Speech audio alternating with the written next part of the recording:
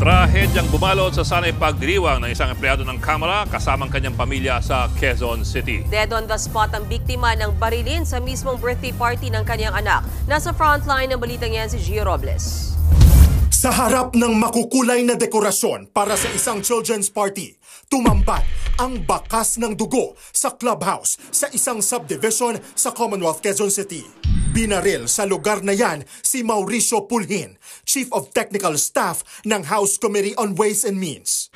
Naroon ang biktima at ang kanyang pamilya na magdiriwang sana ng 7th birthday ng kanyang anak na babae na isasabay na sana sa Father's Day celebration.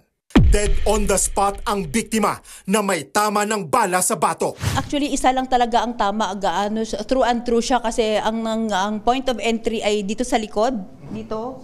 And lumabas po sa kanyang left eye ang exit. Sa paunang investigasyon ng Quezon City Police District, sakay ng motor ang gunman at isang kasabwat nito. Nakapasok ang riding in tandem sa subdivision matapos gumamit ng peking ID. 2 hours bago po ang insidente ay nakapasok na sila sa isang subdivision na ito na venue na sa clubhouse. Talagang pinlano nila ng mabuti ang gagawin nila. Ang bago nila isagawa ito ay talagang pinagplanuhan,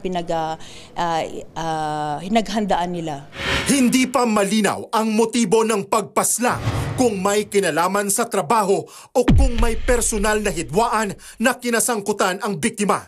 Pinuntahan ng News 5 ang bahay ng biktima pero tumanggi munang magbigay ng pahayag ang kanyang pamilya.